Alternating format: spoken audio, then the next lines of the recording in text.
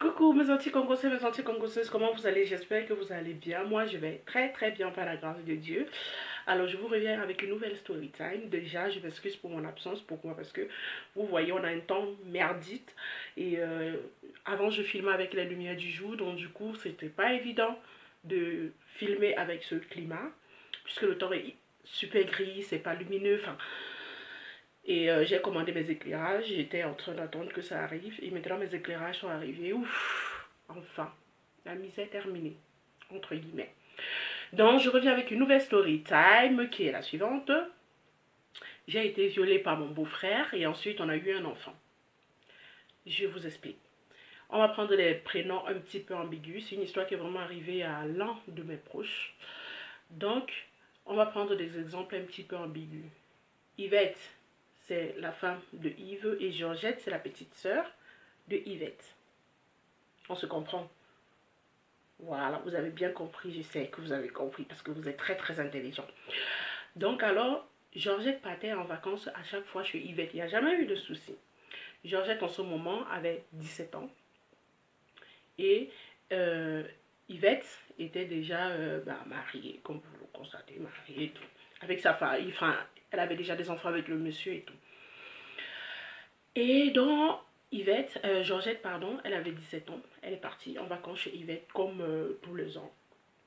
Elle allait en vacances et tout. Sauf que ça ne s'est pas passé comme d'habitude parce que un jour, son mari est rentré. Il n'avait pas bu, mais il a fait des attouchements.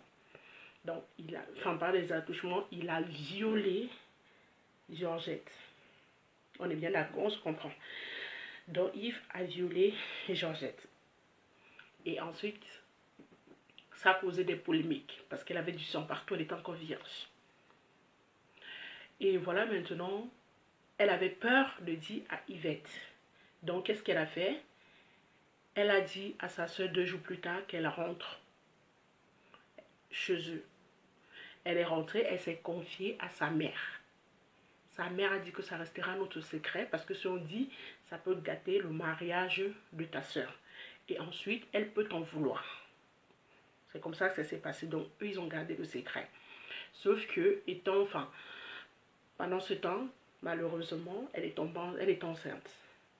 Donc, elle a dû garder l'enfant parce que c'était des familles catholiques, croyants, pratiquants. Quand je vous dis catholique, mais vraiment affermis dans la prière.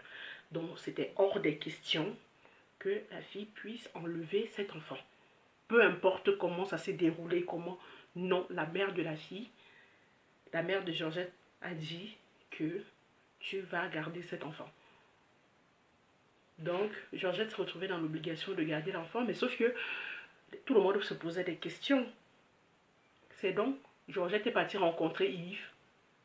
Elle a dit que pendant mon viol, tu m'as enceinte.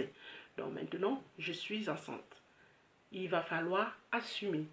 Le mari, enfin Yves n'était pas pour, mais il était contre du fait que Yvette doit être au courant. Je ne sais pas si on se comprend. L'histoire, c'est une histoire dingue. Donc, Yves est d'accord de garder, qu'elle garde cet enfant, qui va s'en occuper, mais par contre que Yvette ne soit pas au courant. Entre-temps que Yvette n'est pas au courant, Yvette pose des questions. Sa petite sœur enceinte, c'est tout à fait normal qu'elle pose la question de savoir qui est le géniteur de la grossesse. On faisait que tourner, tourner, on ne répondait pas, on ne répondait pas, on ne répondait pas. Et tout. On disait à la fille que oui, tu es délinquante, hein, comment tu peux faire les choses comme ça, tu tombes enceinte, tu sais même pas de qui tu es enceinte, et tout, et tout, et tout, et tout, et tout. C'est comme ça que Yvette insultait Georgette. Que en gros, elle ne connaissait pas qui était le père de son enfant. Puisque Georgette ne s'est jamais confiée à Yvette, donc Yvette n'est pas au courant de quoi que ce soit. On avance. Georgette accouche un garçon. Le garçon est magnifique, peau noire, yeux bleus, yeux verts, 2 couleurs des yeux différents. Et ce sont des Camerounais. Ah oui. Et avant même l'accouchement, elle a accouché où? Elle était à l'église le dimanche. Quand les prêtres étaient en train de prêcher, parler, nanana, elle commence à avoir des contractions. Et l'enfant est sorti, elle était encore dans l'église. Donc, elle a accouché à l'église. Et elle a donné automatiquement le nom de Marie à son fils. Donc vous pouvez vous rendre compte à quel point cette famille est croyante. Donc le fils, oui, effectivement, il s'appelle Marie. Hein. Dans son acte de naissance, c'est écrit Marie. Parce qu'il est né à l'église.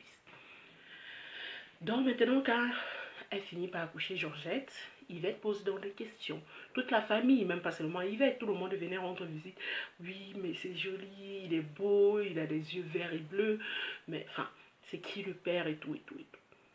On n'a jamais su. Après, à un moment donné, quand on la saoulait trop avec cette question, sa mère l'avait conseillé de dire tout simplement que le mari, enfin, le père de son enfant, n'est pas là. Il a voyagé. Il est parti en Occident. Donc, peu à peu, c'est ce qu'elle disait à chaque fois. Quand on posait des questions pour se débarrasser de tout ça. Alors que c'était pas vrai. L'enfant a grandi, le garçon a grandi. À l'âge de 16 ans, c'est l'âge de la puberté. L'enfant a commencé à être têtu. Il voulait être prêtre d'abord et il a commencé à être têtu. Il posait des questions à la mère ne répondait pas. Il posait des questions à la mère ne répondait pas. Un jour, ils avaient réunion familiale. Et Yvette a soulevé le problème. Que c'est inadmissible qu'on reste là. C'est vrai que l'homme, apparemment, il prend soin de l'enfant et tout, mais il faut le ramener dans la famille. Je suis ta grande soeur, c'est la moindre des choses et tout. Georgette n'a rien dit. Après, Georgette partait rendre visite chez Yvette avec l'enfant. Yvette s'assoit, elle regarde l'enfant. Son mari et son fils. Une simple coïncidence. Hein. Quand je vous dis que c'est la photocopie crachée de cet homme, mais laissez tomber. Sauf qu'il a deux couleurs des yeux différents. Mais sinon, tout est de ce monsieur. Quand je vous dis tout, absolument tout, jusqu'à la démarche, la manière qu'il pose ses pieds au sol, c'est absolument dingue. D'autres diront que oh, c'est du boba, c'est pas une histoire vraie. Quand je vous dis que c'est une histoire vraie, j'ai demandé même la permission avant de vous raconter cette histoire. Donc c'est où Yvette, ça attire l'attention de Yvette, elle commence à poser des questions à sa petite soeur. Elle pose des questions indirectement pour que sa petite soeur ne puisse pas soupçonner que elle soupçonne quelque chose qui peut-être il peut avoir un lien. Elle est quittée donc. Georgette n'a pas répondu, donc elle est quittée, elle est partie voir sa mère. Elle a posé la question à sa mère en disant que mais maman, tu ne vois pas que c'est bizarre, l'enfant et l'autre se ressemblent beaucoup et tout, je comprends pas. Peut-être je me fais des illusions, mais c'est sa photocopie crachée. C'est où sa mère ne dit rien. Quand elle regarde le visage de sa mère, la notion du visage de sa mère, elle sait que sa mère est en train de lui cacher quelque chose. Donc elle veut en savoir plus, elle force sa mère de parler, mais la maman ne parle pas. Après un moment donné, la mère a commencé à couler les larmes. Elle a demandé à la mère pourquoi est-ce que tu pleures. C'est où la mère a relaté tous les faits. Elle a commencé à pleurer, mais elle avait jusqu'à 5 enfants avec lui. Et il s'occupait de ses enfants. Si elle divorce, qui va s'occuper de ses enfants? C'est la question qu'elle se posait et elle ne travaillait pas, elle ne faisait rien, elle était à la maison. Et son mari, il avait un bon boulot, il avait des sous. Il avait à construire la maison où ils vivaient ensemble et ils ne sont pas légalement mariés, mais il a doté. Donc en gros, elle perdait tout. Du coup, elle est rentrée chez elle. Elle était assise sur le canapé, elle pleurait. Son mari arrive, il pose donc la question que mais qu'est-ce qui ne va pas? Elle commence à dire à son mari, pourquoi est-ce que tu m'as fait ça? Elle se met à pleurer, son mari ne comprend rien. Vous savez que les voleurs, quand ils volent, même si tu les attrapes, ils nient toujours. Hein. Même dans le sac, ils disent toujours que ce ne sont pas eux qui ont volé. Donc, le mari, il dit qu'il ne comprend pas. Après, il commence à dire, le mari se met aussi à pleurer, oh pardon, pardonne-moi et tout, je ne sais pas ce qui m'est arrivé. Sa soeur dit que non plus seulement tu as fait l'enfant avec ma petite soeur, mais tu as gâché la vie de ma soeur. Et la soeur, elle était jeune. Et elle avait du mal à se reconstruire, mais par la grâce de Dieu, elle a pu trouver un mari. Elle a pu trouver un mari. Mais avant de trouver le mari, qu'elle a galéré. Elle ne faisait pas confiance. Elle avait peur qu'on lui touchait. Elle avait... Je ne sais même pas comment vous expliquer. Quand elle-même, elle relate cette histoire cette histoire de sa vie, tu as des larmes aux yeux. Donc le mari, elle a fait ça, elle a tout dit ça à son mari. Qu'est-ce que son mari a dit? Je suis désolée, pas désolée là, il n'a plus rien dit. Qu'est-ce qu'elle a dit à sa soeur? Elle a dit à sa soeur alors que oui, je récupère l'enfant. Sa soeur a dit, il n'y a pas de problème. Sa petite soeur Georgette a dit, il n'y a pas de problème. Si tu veux récupérer l'enfant, il n'y a pas de souci, c'est ton enfant.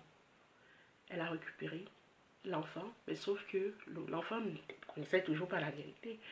Après, maintenant, eux, ils ont fait les papiers. Le garçon est parti en Occident, en Italie, continue ses études. Il est sorti prêtre. Jusqu'à là, il ne connaissait pas toujours qui était son père. Comment il a su qui était son père? Quand il redescend pour la première fois, après avoir terminé ses études, et tout, il est sorti prêtre, il est parti au Cameroun. Quand il arrive au Cameroun, tout le monde vient l'accueillir. Il pose maintenant la question à sa mère, parce que les autres ses tantes chuchotaient déjà dans ses oreilles, lui faisaient déjà comprendre que oui, pourquoi tu ne poses pas la question de savoir qui est réellement ton père, tout. On attirait déjà beaucoup son attention dessus. Donc quand il est arrivé, il a posé la question à sa mère lui a dit la vérité. Bon, maintenant, il a eu du mal à pardonner ce monsieur Yves, mais avec le temps, même jusqu'à présent, il n'a toujours pas pardonné, il a pris ses distances, mais avec le temps, ils vont pouvoir se reconstruire, ils vont pouvoir arranger les problèmes, arranger les choses. Donc voilà, c'était ma petite story time, mais je voulais aussi dire quelque chose en passant.